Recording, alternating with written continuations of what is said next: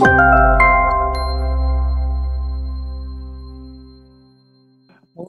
jadi?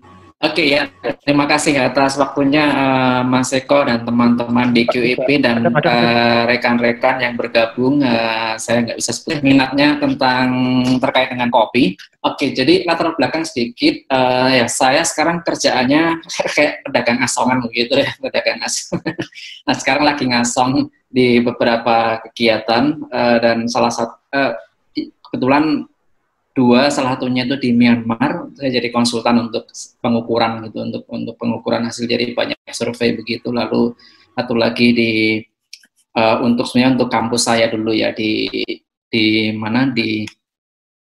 Costa Rica. Jadi saya masih ngasong di sana. Terus ada lagi ngasong di Indonesia gitu. Itu saja mungkin backgroundnya. Kalau tertarik tentang universitas saya, jadi sebetulnya ini ada pembukaan pendaftaran beasiswa, dan kemarin saya sempat ada forum seperti ini juga untuk memperkenalkan beasiswanya. Tapi nanti kalau tertarik nanti bisa menghubungi saya di luar forum ini ya. Baik, oke. Kebetulan karena saya juga ngajar di Fakultas Psikologi UKSW, menarik juga untuk bicara tentang bagaimana kaitan antara psikologi dan kopi. Ya. Ada banyak sih, tapi yang mau saya tekankan di sini adalah dua hal. Ya. Yang pertama tentang manfaat ngopi itu sendiri secara psikologis, bagaimana kalau itu dimaknai lebih dari sekedar ya minum kopi. Kemudian yang kedua adalah bagaimana sih lidah kita itu sebetulnya rasa yang kita persepsi dari kopi itu sebetulnya dipengaruhi oleh faktor belajar ya sebetulnya ya. Dan ada 2-3 teori belajar yang sebetulnya nanti ya kita mungkin nanti bisa semacam kayak refleksi bahwa sebetulnya rasa yang saya persepsi itu hanya persepsi saja, mungkin bukan rasa yang sebenarnya gitu ya. Tentang kopi sendiri, nah saya ingin bertanya teman-teman di sini yang hobi ngopi itu biasanya ngopi berapa kali sih sehari, atau mungkin seminggu berapa kali ngopinya? Teman-teman boleh langsung unmute aja. Langsung ya.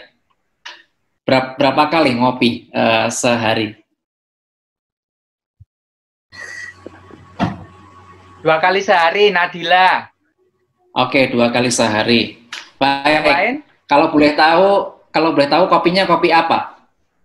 Kopi apa?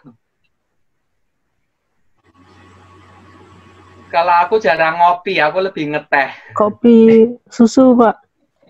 Kopi susu itu maksudnya apa? Latte. Kopi susu, oke. Kopi susu latte. Yang apa ini? Kenapa? Oke, latte ya, latte. Oke, gude, ada yang bilang gude, oke. Kopi creamer saset, oke. Nggak mesti, biasanya ngopi kalau ngantuk atau butuh tenaga. Oke, kopi dangdut, oke, boleh. Baik. Nah, saya perlu memberikan latar belakang sedikit ya. Kopi itu ada yang kopi beneran gitu ya. Tapi ada yang sebetulnya ini mohon maaf itu kopi-kopian ya sebetulnya ya. Nah, sebetulnya kopi seperti yang sasetan itu memang sebetulnya dia bukan kopi ya sebetulnya ya, tapi lebih ke essence kopi sebetulnya yang diberikan di sana ya. Jadi kandungan kopinya itu tipis sekali untuk yang saset-saset itu ya. Yang biasanya yang 3-in-1 seperti itu, yang 3-in-1 kemudian 2-in-1 itu biasanya itu kandungan kopinya sebenarnya kita nggak bisa dikatakan ada, atau kalaupun ada hanya sedikit ya sebagian dari itu. Nah, ada kopi yang sungguhan, sebenarnya kopi kapal api sebenarnya juga kopi sungguhan ya. Itu kopi beneran memang dari biji kopi yang sudah di roasting itu. Cuma memang untuk kopi yang beneran ini sebetulnya ada kualitas, ada grading kualitas rasa ya. Nah, ada yang mungkin pertama bukan grading dulu, tapi jenis dulu. Ada jenis kopi yang itu Robusta, kemudian Liberica, lalu satu lagi Arabica. Sebenarnya banyak, tapi 3 inilah yang paling banyak diproduksi di seluruh dunia ya. Nah, Liberica ini adalah kopi yang paling sedikit di antara 3 itu. Di Indonesia mungkin sekarang masih ditanam di daerah Bengkulu sana sama Lampung, walaupun sebagian udah beralih ke Robusta juga ya. Kalau di tempat lain di Filipina ada, di Malaysia ada sedikit juga, di Thailand ada juga sedikit. Tapi Liberica ini memang ya, least favored coffee ya, karena memang rasanya paling inferior dibandingkan Robusta dan Arabica. Kalau teman-teman tahu tentang kopi-kopi restoran kopi yang dari dari mana itu? Dari Malaysia ya, seperti Old Town dan sejenisnya itu. Nah, itu kopinya sebetulnya kopi Liberica kebanyakannya.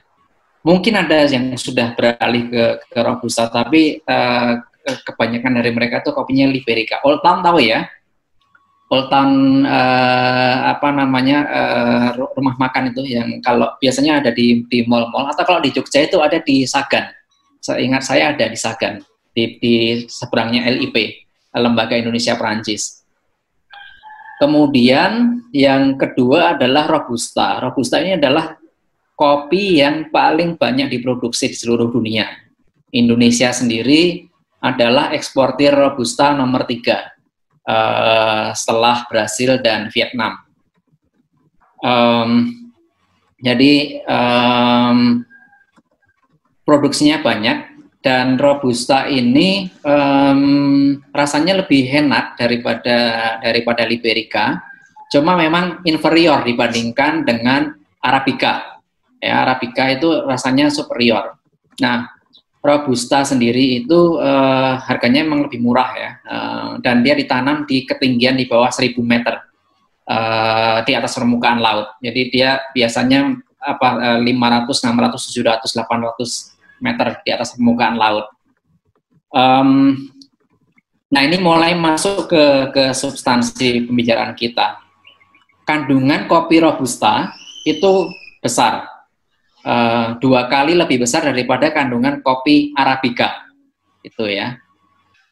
Nah, kafein itu adalah substansi yang bisa ignite syaraf-syaraf kita ketika kita mengkonsumsi mengkonsumsi kafein di dalam kopi ya. Nah, kafein ini sebetulnya merupakan elemen yang membuat tanaman kopi itu, yang Robusta, itu bisa lebih tahan terhadap hama penyakit. Jadi semakin tinggi kandungan unsur kafein di dalam tanaman kopi, itu semakin tahan penyakit atau hama ya. Makanya Robusta itu lebih banyak ditanam petani karena lebih imun sistemnya lebih bagus ya. Kalau Arabica itu lebih sedikit kafeinnya. Nah, jadi kalau kita butuh stimulasi yang sifatnya membuat kita lebih cepat, pikiran kita siap gitu, ready, itu memang Robusta lebih cocok daripada Arabica. Cuma memang perlu hati-hati karena sebagian dari kita itu cukup sensitif terhadap Robusta sehingga bisa rasanya itu jittery gitu ya, jitter ketika minum Robusta, rasanya deg-degan atau apa. Jitter itu apa ya Mas, bahasa Indonesia ya Mas Eko ya? Berdebar-debar, kayak gemeteran. Iya, berdebar-debar, gemeteran gitu ya. Ya kayak grogi, gemeteran, berdebar-debar gitu. Itu ada teman saya dulu yang seperti itu, jittery ya, dan dia sulit tidur ketika minum Robusta dia minum kopi khususnya Robusta. Kalau saya pribadi memang lebih suka minum Arabica ya. Kalaupun misalnya minum Robusta, saya blend dengan Arabica. Nah, Robusta ini sebetulnya kualitas, bicara tentang grading, kualitasnya juga ada beberapa grade. Nah, kalau grade yang seperti kopi, sebetulnya terus terang aja itu grade kopi yang paling rendah, yaitu kopi buangan sebetulnya. Kopi buangan yang kemudian dikumpulkan, kemudian yaitu dijual, dikasih iklan gitu, sehingga nanti rasanya itu lebih enak di mulut kita karena ada iklannya itu, karena ada tagline dan gambar-gambar yang menarik gitu ya. Dan rasanya sebetulnya kalau kopi itu apa ya, bahan dimensional, satu dimensi dan sebetulnya inferior. Cuma ya tadi pengaruh ilmu psikologi konsumen, consumer behavior gitu, sehingga bisa membuat kita terpengaruh terhadap rasanya, maka kita merasakan ada rasanya itu ada rasa begini gitu ya. Rasanya mestinya pahit, dia baru tidak pahit ya ketika ada gula ya. Nah, kemudian ada grade yang berikutnya, itu ada grade yang ya Robusta yang biasa ya. Kemudian yaitu banyak dijual dan biasanya dipakai untuk apa namanya, biasanya untuk cafe latte seperti atau cappuccino gitu ya. Jadi di coffee shop itu memang yang Robusta ini memang lebih cocok untuk cafe latte, kemudian cappuccino, karena dia tebel, ada pahitnya itu kalau dicampur dengan susu, itu memang lebih pas itu ya, membuat kalau pagi kita minum itu rasanya memang enak banget gitu. Kalau kita butuh energi, butuh terignite, pikiran kita siap, pikiran kita segera alert, segera bisa fokus, ya itu bisa ya. Nah, manisnya menolong sehingga susunya itu menolong sehingga misalnya tanpa gula pun harusnya, kalau bagi saya sudah manis tanpa gula ketika ada susunya, elemen susunya itu ya. Oke, kemudian ada Robusta yang premium.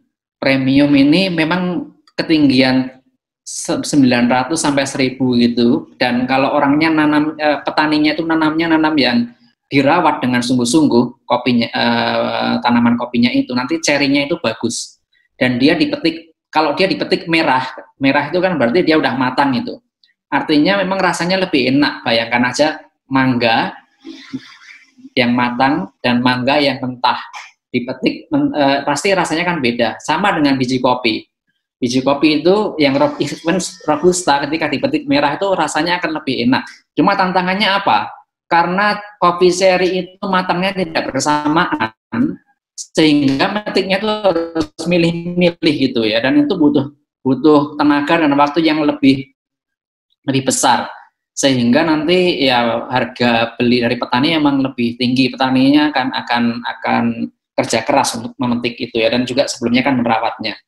Salah itu memang banyak yang, bukan banyak, tapi selalu saja ada yang mau nyuri gitu ya. Ada teman kita ya, alumnus UGM juga, psikologi di Temanggung, dia punya kebun kopi keluarganya. Dia bilang sulit sekali mas kalau mau petik merah itu, pasti aja ada yang mencuri kopi biji cerinya itu ya. Kan nggak bisa selamanya diawasi gitu. Nah, saya punya biji kopi Robusta Premium itu ya, memang harganya lebih mahal, dan itu kemarin dilombakan di Asosiasi Specialty Coffee Indonesia gitu ya, sehingga memang ada rasa yang berbeda, bukan hanya sekedar pahit. Kemudian sekarang yang Arabica itu, nah ini butuh perawatan yang lebih rumit daripada yang Robusta. Dan grade-nya macam-macam. Ada yang grade specialty. Grade specialty itu yang biji yang cacat itu sedikit ya. Cacat itu diantaranya yang sudah digigit hama gitu, itu sedikit sekali, atau yang bentuknya tidak sempurna itu dianggap cacat juga. Nah, semakin sedikit cacatnya itu rasanya semakin enak.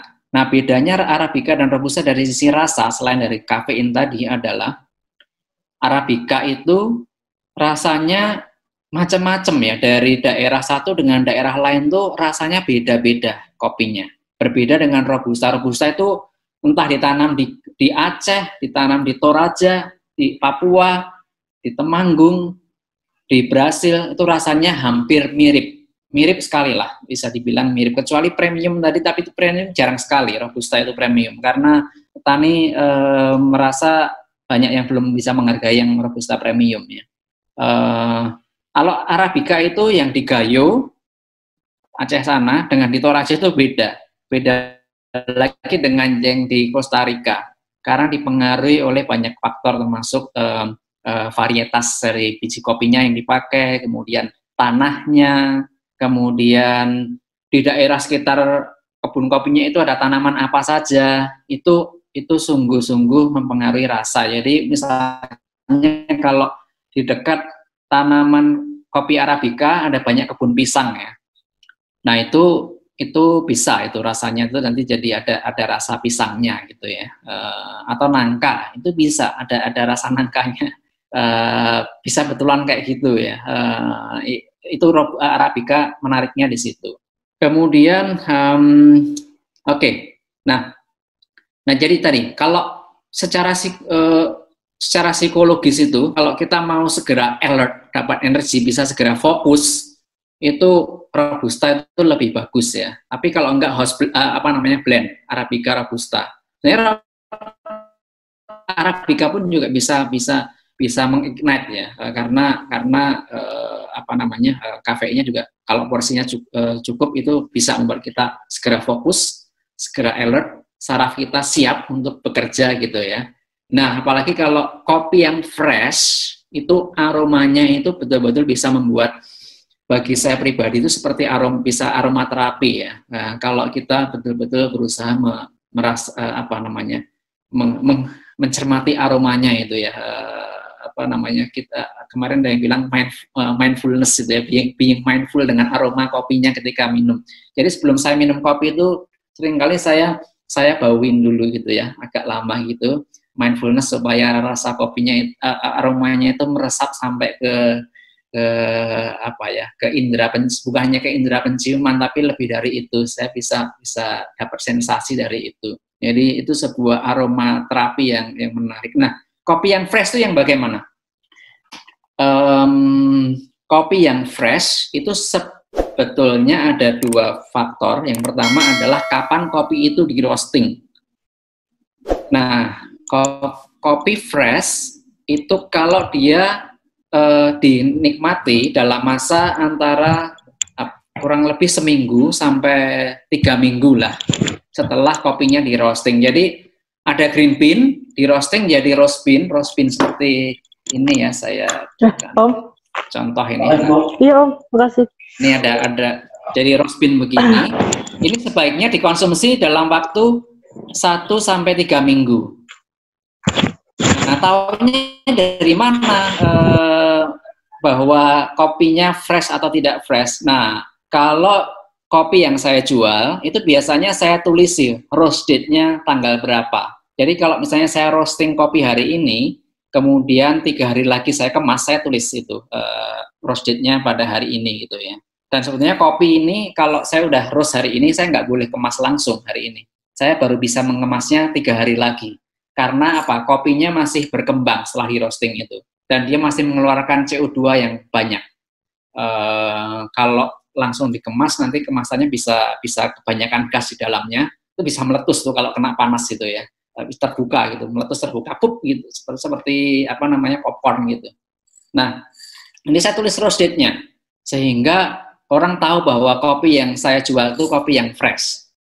Yang kedua, ada baiknya kopi yang kita rasakan itu kopi yang kalau bisa jangan beli kopi yang itu sudah bubuk, tetapi kopi yang bijian. Karena begitu, jadi biji itu ketika kita grind, misalnya dengan grinder ini, itu tuh aromanya itu kuat sekali. fresh banget gitu ya. Bisa ya betul-betul tadi kita bisa merasakan sensasinya. Harumnya itu sangat kerasa ya. Nah, ketika diseduh, jadi begitu di grind jadi bubuk langsung diseduh. Saya biasa punya kebiasaan pokoknya tidak boleh lebih dari 3 menit kopi dalam bentuk bubuk untuk diminum ya. Sehingga kalau saya pergi kemana-mana pun ya saya tetap bawa alat ini kemudian bawa biji kopi gitu ya. Misalnya saya kemas kecil gini, saya bawa kemana-mana gitu ya.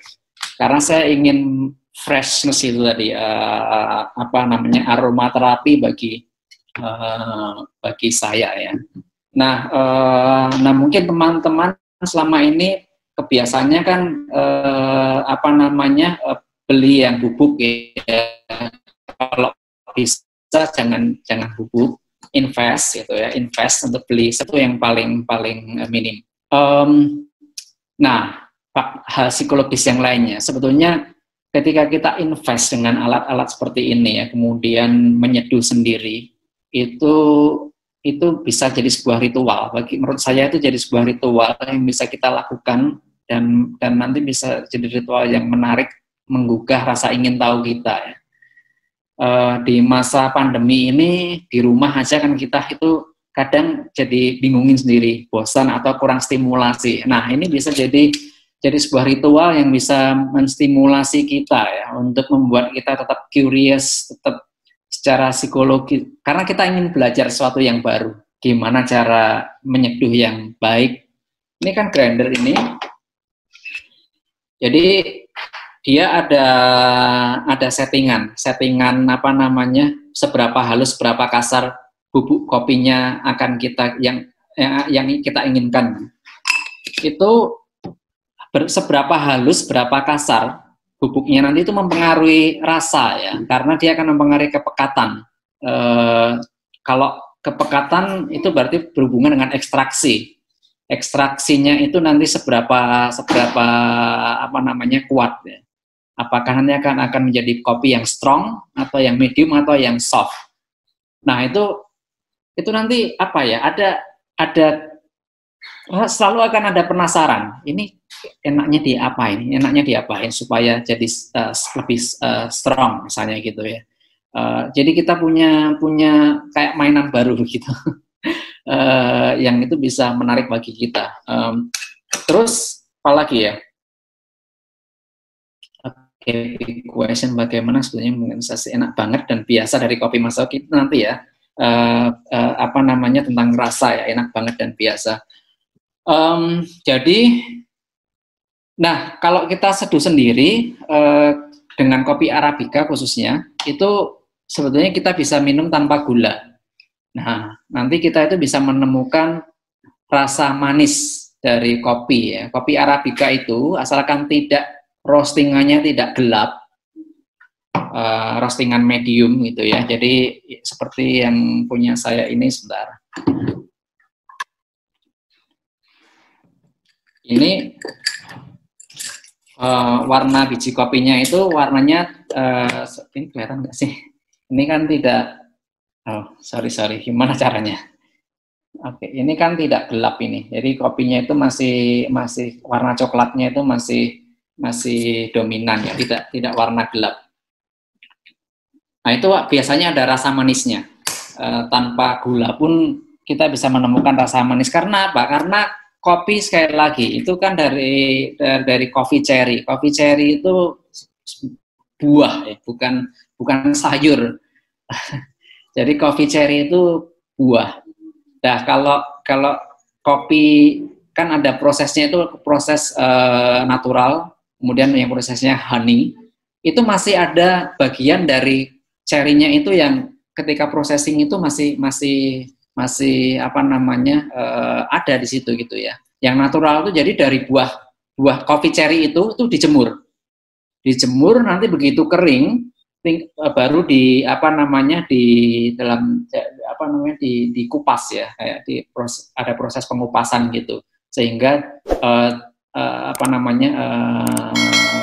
meat-nya dari cherry-nya itu hilang, tinggal bijinya seperti ini. Tapi kan berarti ada ada bagian dari cerinya itu yang cairannya itu meresap ya ketika dijemur itu ya, meresap ke dalam bijinya ini sehingga ada rasa manisnya.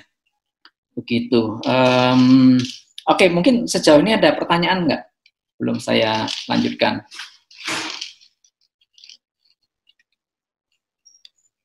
Kopi jenis apa yang enak untuk dimodif? Kayak kopi dikasih susu, sirup, rempah-rempah, kayak kayu manis atau cengkeh. Itu satu. Yeah. Oh, sebelumnya ada lagi.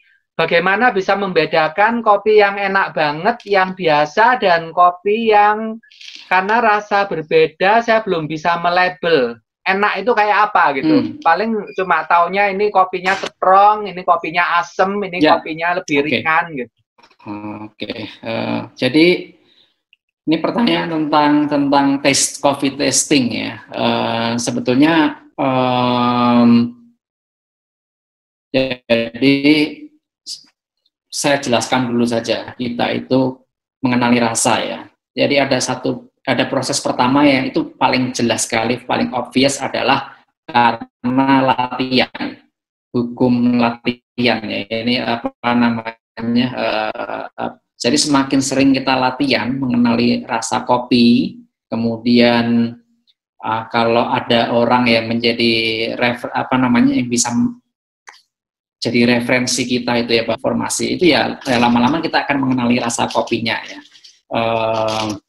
Latihan itu memang jadi gini, ada yang namanya Q grader. Q grader ini orang-orang yang dilatih betul-betul untuk mengenali rasa kopi sehingga betul-betul sampai granular rasa itu bisa didapatkan. Misalnya ada note blueberry-nya atau whatever gitu ya.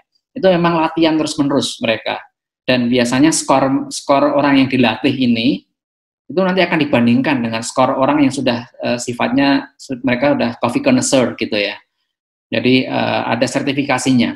Latihan terus mereka di drill bahkan nanti ada blind gitu ya, modelnya blindfolded, ngerasain kopinya itu apakah tebal atau soft, kemudian manisnya seberapa, kemudian ada defect itu apa rasa yang cacat atau tidak gitu. Itu latihan terus menerus.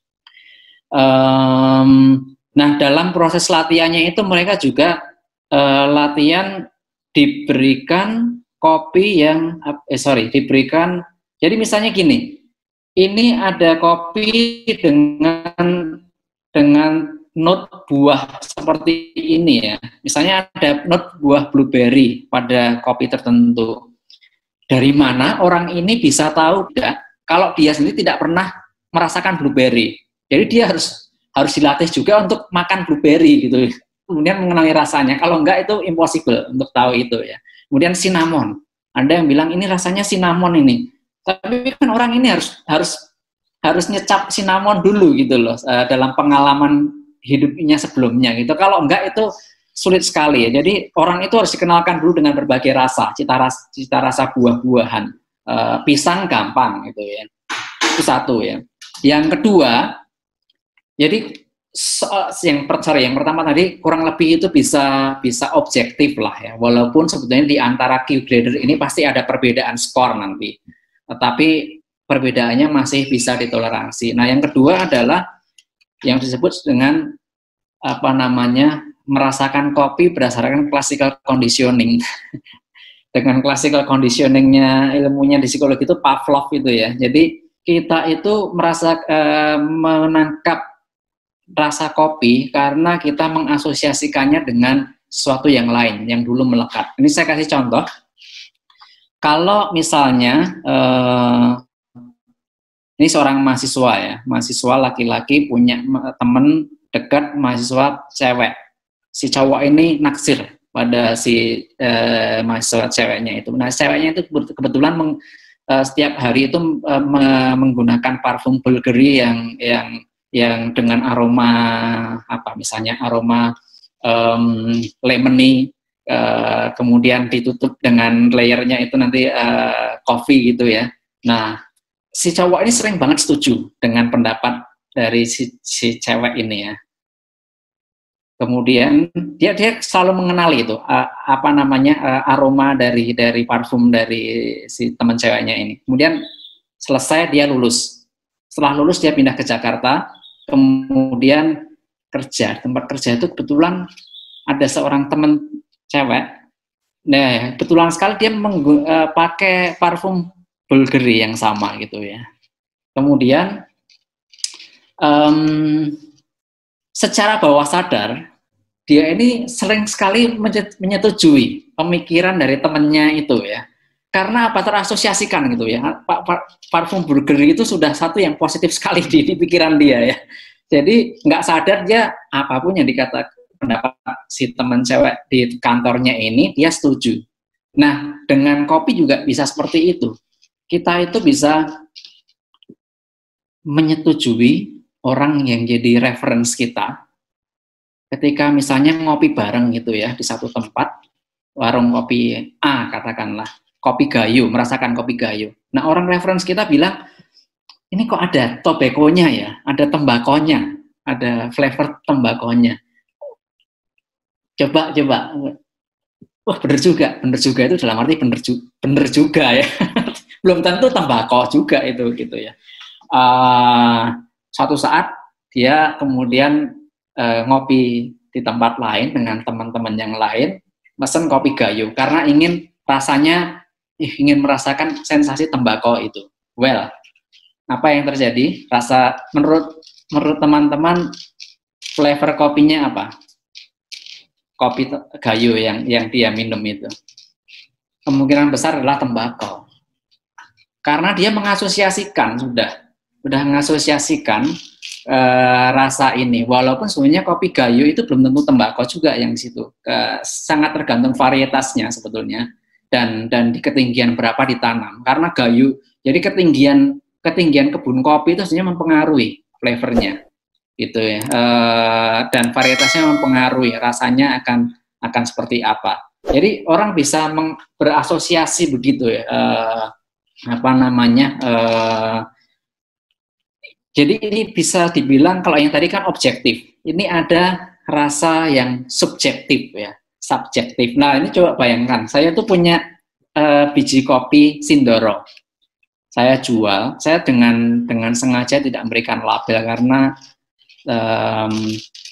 jadi gini, saya itu orangnya P ya, perceiving, kalau di MBTI itu ya, bukan J, bukan judgment gitu. Jadi saya tuh nggak suka sekali ketika saya mau jual kopi, saya kasih label flavornya ini. Saya label itu cuma misalnya roastingnya apa, medium, dark atau apa gitu ya. Saya bilang lebih bagus rasa itu biarlah dieksplor oleh pembeli, oleh konsumen. Bagi saya tidak menarik sekali ketika rasa itu didikte ya, dalam tanda kutip didikte, walaupun saya tahu bahwa banyak coffee roaster yang jual kopi itu ingin memberikan informasi ya, bukan mendikte ya.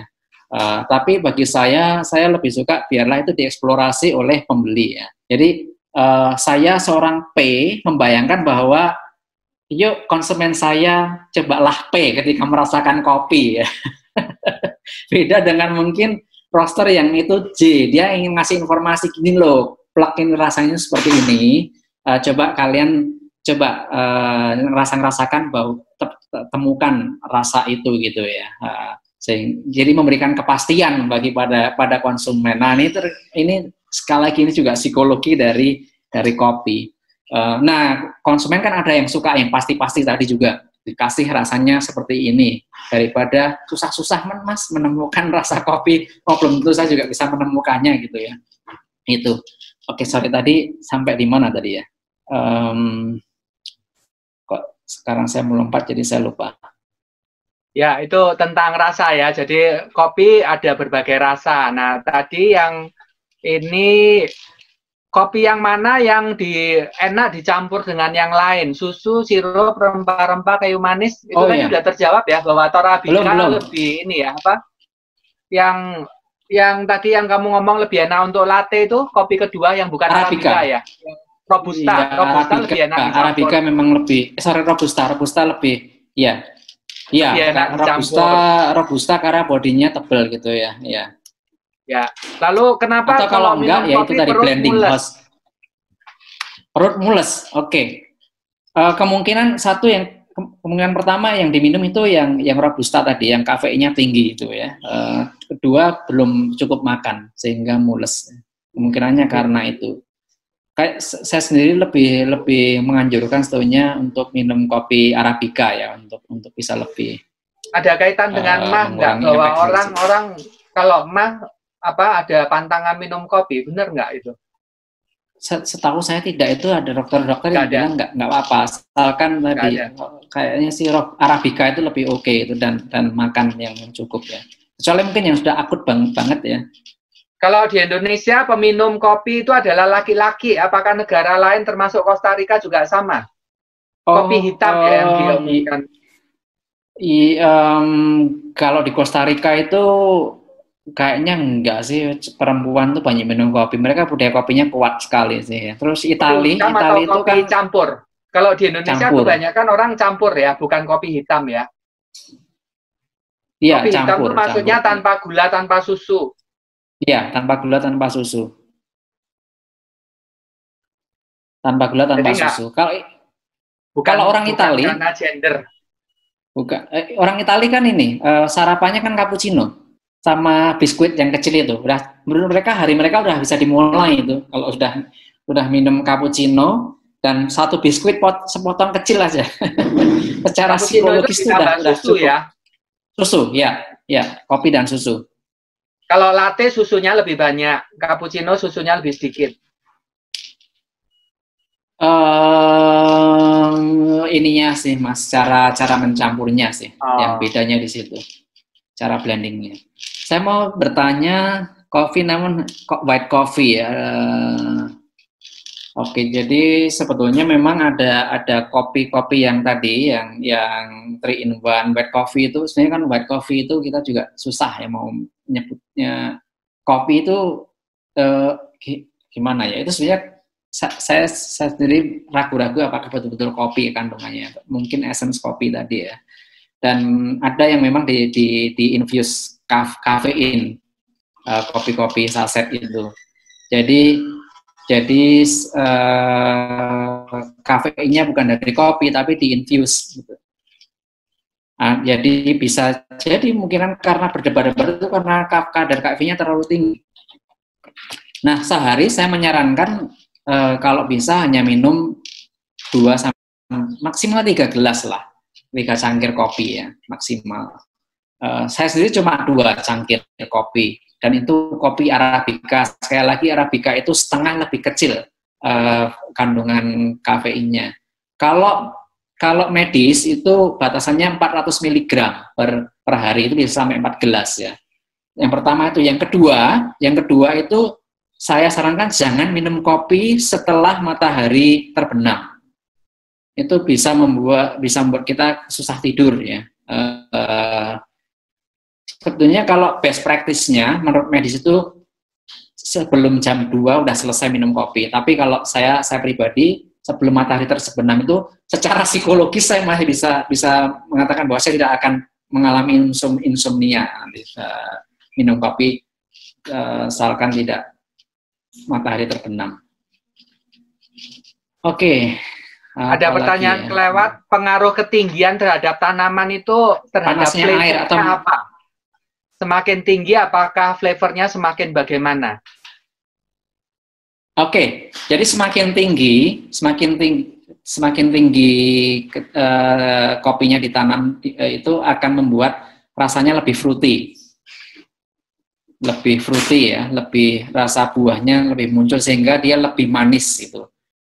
Asalkan nanti ketika roasting juga nggak boleh di roasting sampai coklat tua atau hitam ya. Nanti kalau sudah sampai coklat tua atau hitam itu rasanya hilang itu rasa buahnya itu, rasa manisnya itu. Nah, semakin rendah itu semakin earthy rasanya. Earthy itu ya semakin ada rasa flavor tanahnya itu ya. Gitu. Apakah panasnya air dan cara penuangan air panas berpengaruh pada rasa dan aroma? Seberapa besar pengaruhnya? Nah, oke, makasih pertanyaannya menarik sekali ini. Jadi yang paling berpengaruh terhadap rasa itu pertama adalah proses penanaman kopinya tadi sampai coffee processingnya ya, sehingga menjadi green bean itu.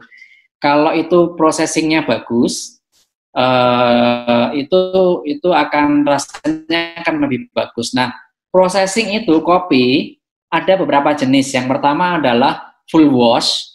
Nah, ini teknis banget. Kemudian semi wash, kemudian nanti ada honey processing. Honey processing itu bukan ditambahin madu, tidak, tapi ada semacam kayak lendir dari buah kopinya itu yang masih disisakan ketika processing itu, sehingga itu rasanya lebih fruity mestinya. Sama satu lagi natural itu tadi kopi cherry-nya itu langsung dijemur, petik kemudian jemur, sehingga nanti rasa fruitnya itu lebih banyak ya. Ada satu lagi processing yang disebut sebagai wine coffee, itu difermentasi dalam waktu sekitar 20-30 hari, kemudian baru dijemur ya.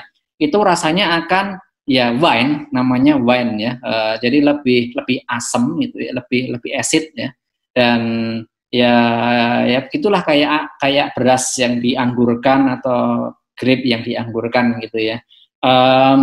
Tapi wine ini hanya ada di Indonesia ya, di negara lain tuh nggak mengenal proses wine coffee ya, gitu. Kemudian butuh sedikit insomnia. Kopi apa yang cocok untuk membuat insomnia? Malah nggak pengen tidur ini orang nih. Iya, kopi apa yang cocok butuh? Iya tadi kalau bisa, ini maksudnya supaya tidak insomnia gitu kan mestinya. Ya, ini kaitan yang kedua malah ini. Saya coba untuk tetap melek minum kopi, tapi kok tetap ngantuk ya. Apakah benar bahwa kopi lanang itu lebih strong? Kopi lanang itu apa? Oh, oke. Jadi kopi lanang itu saya punya tapi sudah saya bungkus. Jadi biji kopi yang ini, mana nih? Ini kan ini flat ya, ini ya, ada flatnya ini. Jadi satu kopi cherry itu ada dua biji kopi seperti ini ya. Itu yang biasa, yang umum. Jadi satu kopi cherry itu ada 2 biji kopi yang umum. Nah, kalau kopi lanang itu satu cherry itu hanya ada 1 biji begini tapi bulat. Jadi tidak ada belahannya itu ya. Jadi begitu. Jadi apakah berpengaruh? Apakah lebih besar strong kafeinnya? Ya enggak juga ya. Jadi kopi lanang baik Arabica maupun Robusta itu ada kopi lanangnya gitu ya. Dan itu betul-betul keberuntungan itu dapat lanang atau tidak ya. Nah kalau kopi lanang itu kan karena lebih sedikit dia harus dipilihin, dipik satu persatu gitu sehingga harganya lebih mahal biasanya. Nah kalau yang kopi lanang Arabica sekali lagi kafeinnya tetap lebih rendah daripada yang Robusta ya. Itu. Jadi sarannya kalau masalah Robusta ya, bukan Arabica. Iya. Ya sama Robusta memang itu malah kafe orang dijual saset di Indonesia itu kebanyakan Robusta ya. Saset. Ya tadi Mas, kopi-kopian atau Robusta tergantung. Kalau kopi-kopian itu bukan kopi Mas, cuma essence kopi, bubuk yang dikasih essence kopi. Itu. Merek Excelso itu kan sebenarnya kan satu perusahaan dengan kapal api itu. Cuma Excelso itu yang lebih premium. Excelso itu kan dari dua kata ya sebetulnya, Excel sama so. Jadi awalnya itu so Excel. Begitu excellent gitu ya. Tapi supaya ada terdengar sounds Italian, maka dibalik Excelso, bukan so Excel.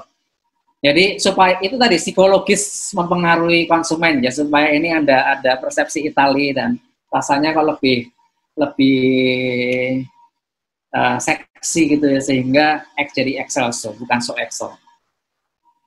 Memang Excelso memang lebih enak daripada kapal api karena dia kan lebih premium. Gitu. Oke, saya sendiri mau memberikan tips seduh kopi. Kalau berminat, peragaan. Atau ada pertanyaan lagi? Kalau enggak, saya bisa mulai nyeduh kopi. Saya akan coba demonstrasi ya untuk bagaimana membuat kopi. Jadi saya menggunakan alat ini yang namanya AeroPress. Ini tabung seperti ini dari plastik. Jadi ini alatnya seperti ini. Saya biasa bawa kemana-mana ini alat ini. Ini ada tutupnya. Lalu nanti ada filternya, filter kertas tipis begini. Filter ini nanti saya taruh di sini. Ntar saya perlu ngambil timbangan dulu ya.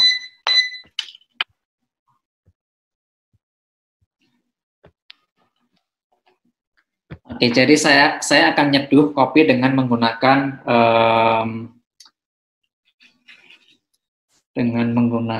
AeroPress ini. Saya akan menyeduh kopi Costa Rica. Ini kopi Costa Rica ini. Saya seduh 35 gram kopi Costa Rica dengan output nanti sekitar 320 ml, sehingga 1:9 nanti antara kopi dengan airnya ya. Jadi coba ini nggak kelihatan ya.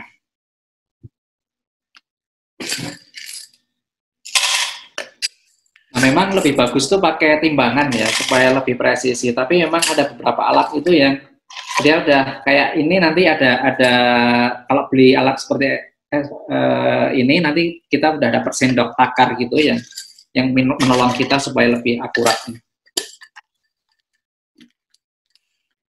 Oke.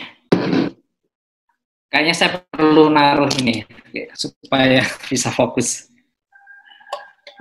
Oke, karena saya kebetulan punya grinder otomatis, jadi saya bisa grind dengan cepat. Nah, satu usul saya, teman-teman, kalau misalnya bikin kopi, seluruh alat itu yang mau kita gunakan kita panasi dulu dengan air supaya temperaturnya itu tidak turun ya. Jadi saya pakai gelas ini, nanti gelas ini saya panasi dulu. Kemudian alat ini semuanya, ini chambernya saya panasi juga. Filternya ini juga saya panasi ya.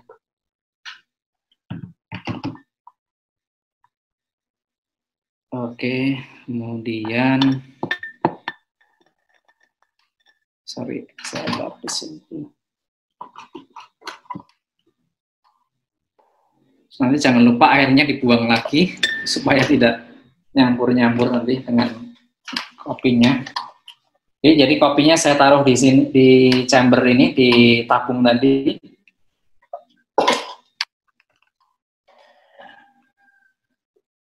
Nah, ini saya biasa menggunakan timer dan juga kettle saya ini kebetulan ada penunjuk temperaturnya ya, sehingga saya terbantu sekali. Ini 84 derajat untuk yang ini. Jadi saya ada timernya. Ini saya tuang air 150 ml lebih dahulu.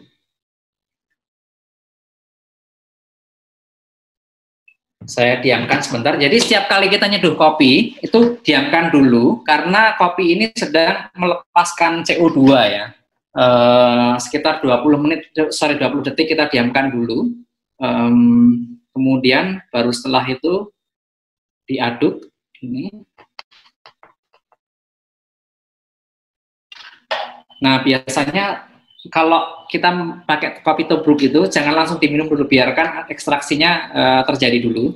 Ini pun juga sebelum saya seduh di proses berikutnya, saya diamkan dulu supaya ada ekstraksi. Nanti saya tunggu sampai 1 menit 5 detik kurang lebih segitu. Kebetulan di timbangan saya ini ada timernya juga ini. Jadi saya sangat terbantu ya, kalau enggak pakai HP. Kemudian, nah ini sekarang mau saya ekstraksi.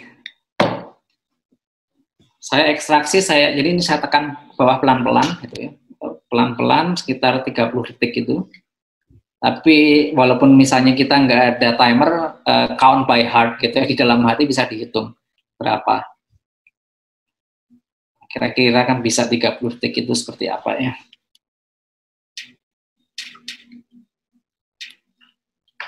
Ini agak berat.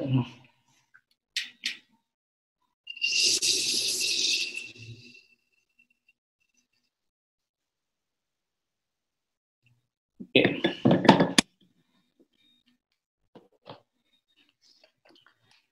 Nah, saya udah dapat ekstraksinya. Ekstraksi itu akan saya pindah ke gelas ini ya, ke tabung yang ini. Saya sengaja, sebenarnya bisa aja langsung sini, tapi saya khawatir ketika saya tekan pecah kan, jadi saya mending pakai gelas ini dulu baru saya pindah ke sini. Jadi nggak ada maksud apa-apa ketika saya menggunakan pindah dari satu tempat ke tempat yang lainnya. Nah, kemudian saya tambah dengan air sebanyak 200 gram.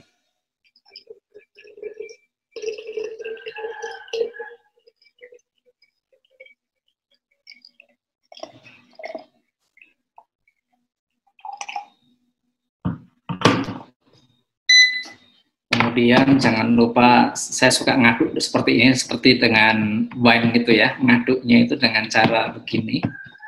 Nah, kemudian kopinya udah siap untuk dinikmati, tapi sekali lagi saya mau pakai gelas.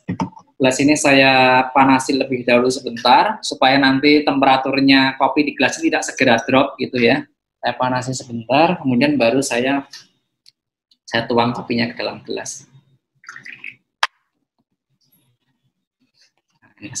Saya suka kebiasaan bawa-bawain dulu, sehingga saya bisa membayangkan flavornya seperti apa gitu ya.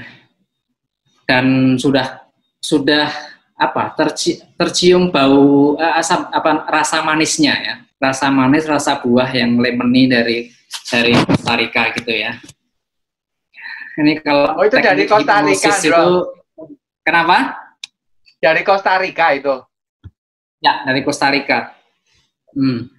Tapi roastingnya di sini ya maksudnya ya. Jadi yang disebut fresh itu dari roasting, bukan dari petik. Enggak, dari roastingnya, Mas. Dari roastingnya. Terus lamanya pemetikan nggak masalah terhadap freshness?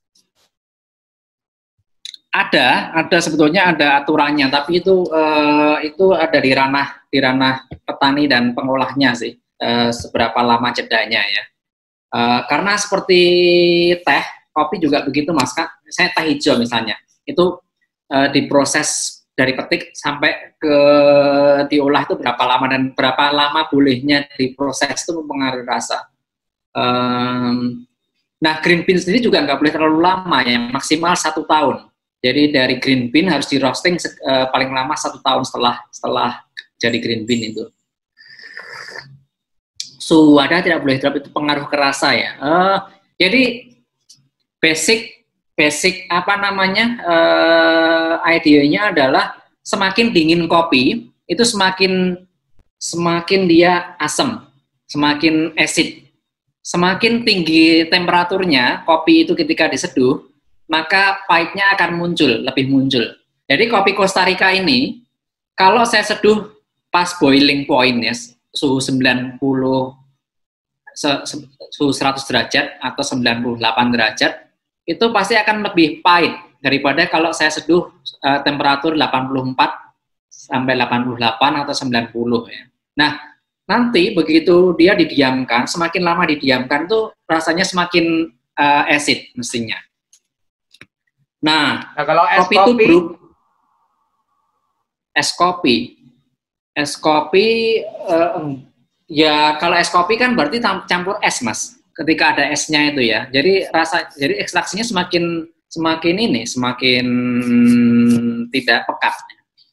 Nah, kalau jadi sebetulnya untuk penikmat kopi, mereka nggak biasa disajikan dingin ya. Harusnya kopi itu disajikan panas ya. Dingin juga bisa Mas, ada teknik yang namanya cold brew atau cold drip. Itu nanti rasanya beda juga. Ini aku lagi mau meluncur bulan inilah, atau awal bulan depan, meluncurkan cold brew itu, kopi yang aku buat melalui proses dingin itu. Tapi itu harus proses kopinya itu sekitar 15 jam lah ya. Untuk penyeduhannya itu 15 jam prosesnya. Maksudnya 15 jam itu sebagian besar didiamkan sih di kulkas gitu ya, dengan teknik tertentu gitu. Gitu. So, berarti durasi terbaik meminum segelas kopi itu ya segera dihabiskan menurut saya. Jangan terlalu lama. Apalagi ketika itu kopi tubruk ya. Kopi tubruk itu kan berarti bubuk kopinya kan masih ada bercampur dengan air kan di dalam gelas itu. Semakin lama itu tidak kita minum, berarti kan ekstraksinya makin tinggi, makin pekat. Artinya apa? Sebenarnya kita ketika minum kopi tubruk itu kita tidak akan pernah mendapatkan konsistensi rasa dalam satu gelas. Rasanya beda-beda. Menit pertama, menit kedua, menit ketiga beda-beda karena kopinya sudah bercampur dengan air terus-menerus gitu ya. Kalau ini dia bisa lebih konsisten. Dalam 2 menit itu masih konsisten. Tapi kalau kopi tubruk itu nggak akan pernah bisa konsisten. Ya cepat banget dia berubah rasanya. Sama kayak teh ya.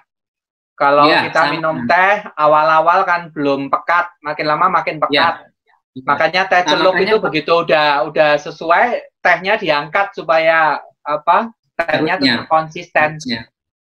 Ya. Makanya aku kayak teh juga itu biasanya aku tidak campur airnya jadi ada pakai tempat yang ada saringannya, sehingga nanti begitu misalnya teh hijau itu kan ekstraksinya hanya 2-3 menit, begitu 3 menit langsung tehnya langsung kupisahkan. Cold mahal itu prosesnya, oh iya cold brew emang lebih mahal ya karena ya memang prosesnya lebih panjang, apalagi yang cold drip itu cukup panjang juga ya. Perbandingan kopi dan air, dari manakah, apakah sudah ada primbonnya? Ini menarik pertanyaannya. Jadi perbandingan kopi dengan air itu tergantung teknik metode apa yang kita gunakan sebetulnya. Satu itu, kemudian kedua kita mau strong, seberapa strong kopinya itu akan mempengaruhi juga. Jadi kalau misalnya kita menggunakan, kalau teman-teman pernah menggunakan ini V60 seperti ini, tahu ya, itu kan di coffee shop banyak gitu.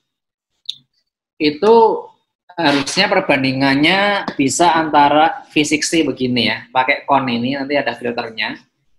Itu kalau di Eropa Amerika itu menarik loh, perbandingannya itu 1 gram kopi itu 15 sampai 17 gram air ya, itu di Eropa dan Amerika. Tapi di Indonesia ini kebiasaannya adalah ada yang 1 banding 10, ada yang 1 banding 12, maksimal 1 banding 14.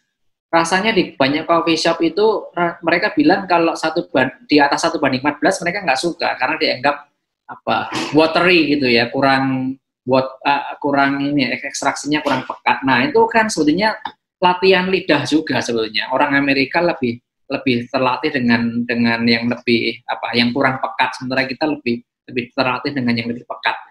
Jadi kebiasaan kita itu mempengaruhi sebenarnya juga persepsi kita ya. Orang Itali malah espresso lebih pekat lagi ya. Iya, espresso itu ya itu agak beda sih Mas, karena kepekatannya itu dia kan ada tekanan 9 bar ya, kurang lebih 9 bar ke kopinya itu, sehingga ekstraksinya itu pekat tapi juga bisa clean ya, karena memang ada alat yang, nah semakin mahal mesin espressonya itu mereka semakin bagus ekstraksinya. Memang rasanya itu kalau mesin espresso yang biasa dengan yang mahal itu emang beda sih. Itu. Kenapa minum kopi harus diseruput, takut tersedak? Sebetulnya ya ini karena panas ya. Supaya supaya ke langit-langit mulut langit-langit mulut kita itu bisa ya membangkitkan sensitivitas kepekaan di seluruh bagian mulut kita itu ya. Nah kalau sebetulnya bisa pakai ini sendok cupping ini sendok khususnya dipakai untuk para perasa kopi ya, coffee connoisseur ini. Ini bentuknya mirip tapi tidak betul-betul sama dengan sendok sup itu ya. Nah ini memang sengaja desain begini supaya itu bisa gitu, supaya tidak tersedak ya. Biasanya gini, kemudian nih, sorry, tanyakan. Itu nggak akan tersedak, memang ini memang dari desain khusus gitu. Cuma memang sendok ini ya nggak perlu sekali sih, sendok biasa kalau kita cuma home brewer saja nggak perlu lah. Karena ini lumayan mahal nih sendok ini. Walaupun ini belum yang paling mahal. Yang paling mahal saya udah geleng-geleng kepala juga ya harganya itu. Wong sendok aja kok mahal gitu loh. Itu. Untuk penyeduhan kopi apa saja tekniknya itu pertanyaannya. Ya ada banyak ya tekniknya selain yang tadi AeroPress, kemudian P60. P60 ini membuat rasanya lebih, flavornya itu bisa lebih apa ya, lebih bisa kita eksplorasi sih, karena saya nggak tahu gimana, tapi intinya memang lebih banyak rasa yang bisa kita eksplorasi. Kalau yang ini dengan teknik yang ini tadi, jadi ini metodenya dengan AeroPress tadi, dengan teknik yang ini itu rasanya itu lebih sweet gitu ya, lebih manis. AeroPress itu kan sebenarnya awalnya untuk espresso, tapi espresso rumahan ya. Jadi ada beberapa teknik yang bisa digunakan dengan metode AeroPress itu. Jadi tidak selalu ketika kita menggunakan AeroPress itu akan menghasilkan rasa yang sama, tekniknya juga ya. Kemudian tubruk itu Indonesia banget. Kemudian selain itu espresso. Kemudian setelah itu apalagi ya, cold brew itu sebuah metode juga. Kemudian sebentar, ada mocha pot. Mocha pot saya ambilkan dulu. Nah, mocha pot itu seperti ini. Ini metode bikin kopi espresso rumahan. Jadi dulu diciptakan oleh Bialetti, orang Italia itu ya. Menyadari bahwa ada zaman dia menciptakan 19 berapa itu, banyak orang nggak bisa pergi ke coffee shop untuk beli espresso yang menggunakan mesin espresso mahal. Makanya dia ciptakan ini. Ini jadi espresso tapi espresso rumahan. Tentu saja tidak akan sebagus espresso dengan mesin, tapi ini bagus ini. Dan ini mudah sekali caranya bikin. Ini jadi mesin espresso, mesin seperti Bialetti ini diproduksi dari Italia kebanyakan. Cobalah dengan ini lumayan enak dan gampang cara bikinnya. Ini terus apa lagi ya? Ya banyak sebetulnya. Banyak yang lainnya lagi, terlalu banyak.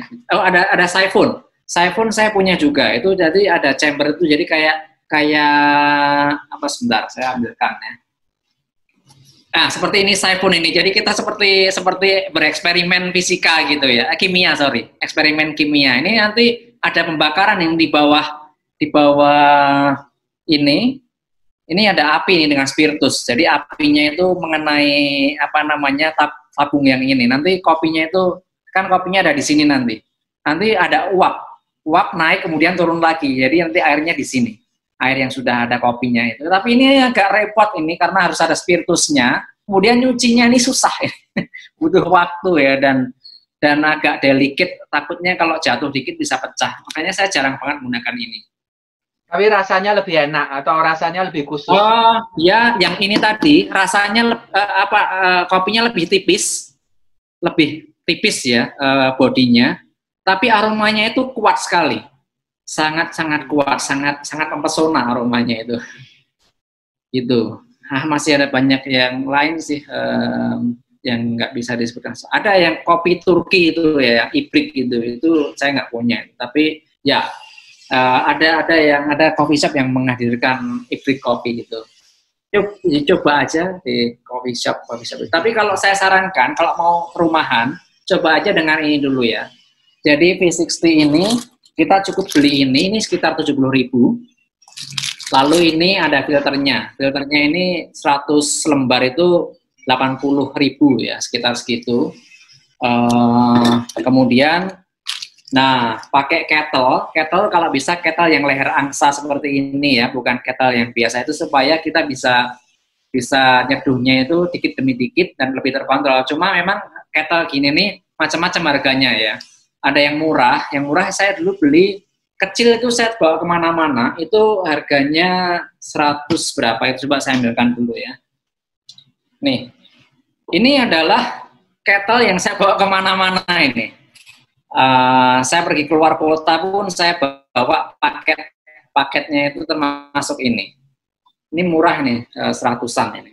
Ada juga yang lebih besar, saya punya itu memang lebih mahal, sekitar 500-an. Nah ini kalau yang ini karena elektrik ya, ini aduh nggak usah saya jelaskan harganya, main mahal.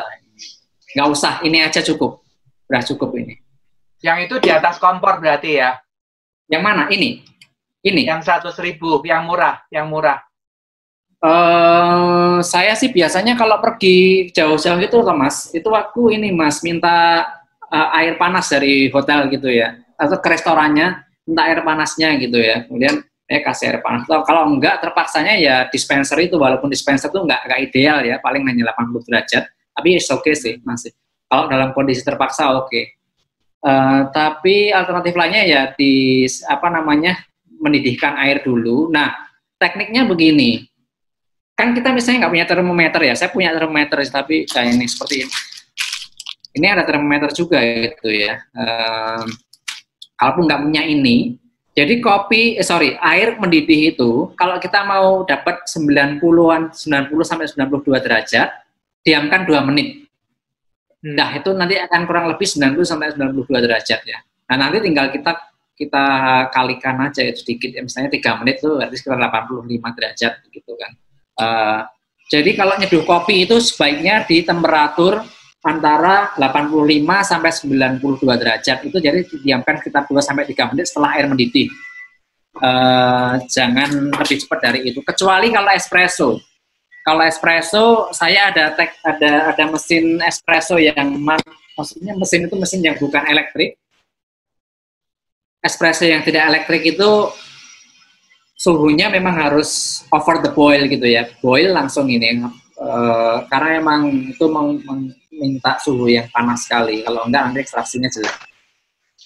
Mas, V60 itu filternya samakah size-nya? Oke, V60 itu filternya ada 2 ya. Yang ini size kecil untuk satu cangkir, ada yang size 2. Size 2 itu yang untuk yang 2 cangkir. Nah, untuk alatnya sendiri ini ada 2 size juga, size untuk 1 cangkir dan size 2 cangkir. Tergantung mau pilih yang mana. Kalau teknik yang untuk jualan, kalau mau jualan betul-betul komersial ya harus pakai mesin espresso karena bisa cepat kita bisa melayani dengan cepat ya. Kalau dengan kayak teknik manual kayak V60 terus Aeropress tadi itu kan kita nyiapin 1 gelas itu butuh waktu 4-5 menit ya. Coba bayangkan kalau ada 10 customer datang sekaligus, butuh 50 menit. Ya, kalau customernya sabar gitu ya. Kalau enggak, itu nanti bisa jadi nama buruk bagi kita. Itu. Kecuali memang di konsep bahwa tempat kita itu tempat nongkrong. Ngopinya itu ya, sehingga orang datang itu nggak terlalu worry bahwa kopinya agak datangnya nanti ya. 1 jam kemudian. Saya pernah itu nongkrong satu warung kopi itu, nunggu setelah pesen tuh baru 1 jam kopi saya datang. Karena emang dia manual. Sementara misalnya pelanggannya ada 12 pesan gitu ya. Ya, by the way, teman-teman udah jam 1:15. Sebetulnya ini sesi sharing untuk lunch. Apakah masih ada pertanyaan? Teman-teman boleh langsung unmute aja.